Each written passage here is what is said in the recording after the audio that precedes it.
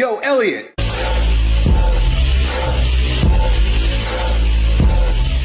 Yo, so we're back with a question from a bro who wants to know, yo, Elliot, can you be competitive and have a killer instinct while at the same time being light and spiritual? Great question, but first, my name's Elliot Hulse. I'm a strongman, strength coach. I've been making men strong here on YouTube since 2007, and you just stumbled upon my wisdom channel. So if you have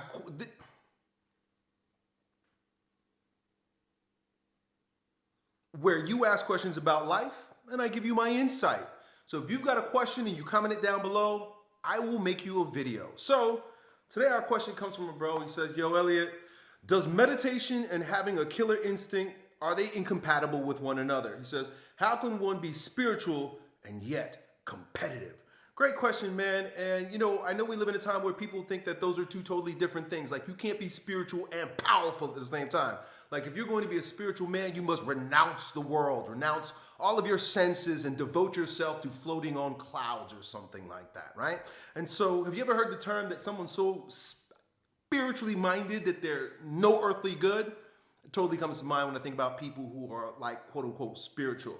Then you can also have like the, you know, Wall Street type, you know, hustler, ambitious entrepreneur, guys who are grinding and going and getting it, who can actually end up being very spiritual. The two aren't mutually exclusive. What really matters is your approach, your sentiment, the sentiment from which it proceeds.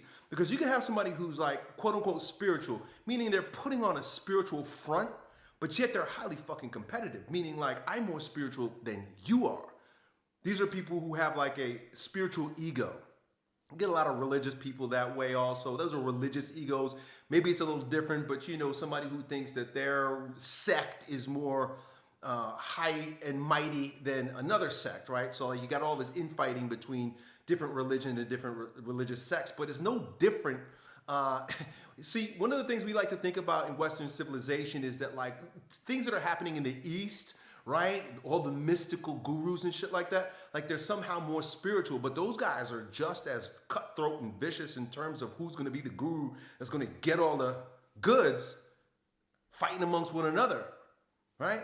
Whose guru's more spiritual than the other guru? It's all competitive bullshit, right? Spiritual ego, infighting and attachment and greed and frustration and anger and all the shit that's associated with like climbing the ladder in corporate world or Wall Street and shit like that happening right inside your favorite church or mosque or guru hole, whatever gurus do, right? In your tent, in your teepee, or in your you know, box, whatever.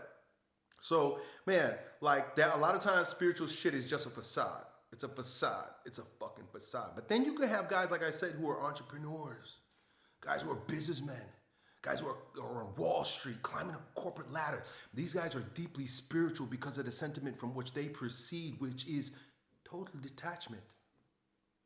Total detachment. Did you know that you can really give yourself fully to something in life, but yet be totally removed from the result, kind of just doing what you're built to do? I believe that each one of us are built with a particular work to do. There's a particular calling that we have. There's a vocation, there's a dharma, there's something that like you've been built to do and achieve. And that if we put our energy into it, like wholeheartedly, but in a way that lets God bring the result, we're acting really spiritual. I was having this conversation with my dad yesterday. My dad was, you know, he knocks a lot of like spiritual people, religious people and shit. He always asks people, do you believe in God? Because if anybody worries about anything, anytime you're worried about shit, he's going to fucking mock you. Because he's like, sounds like you're not really a Christian. Sounds like you're not really spiritual. You're not really as religious as you think you are. Because you're worrying. And he made a point. He reminded me of Jesus when he was hanging out in the boat with his disciples and the storm came. And they're all freaking the fuck out. Like, oh, things are going crazy. Jesus, wake up, wake up. And Jesus rebuked them like, calm down, motherfuckers. Shit is all right. I got this. Why y'all freaking out? It's going to be okay. So like when, you know, the stock market's crashing or your business is in the red or you lost a promotion, or maybe like the when the stock market crashed in '08, I saw a lot of people go fucking crazy. They went ape shit. A lot of people who call themselves Christians. You're right? Oh man, I lost all my savings. But a really spiritual man would be like, "Que sera, sera. What will be.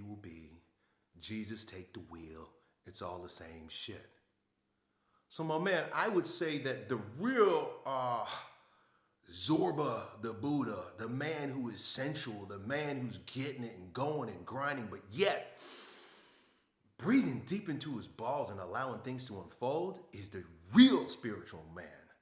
Not the guru who's fighting with the other guru and try to in desire of out guruing one another, dude.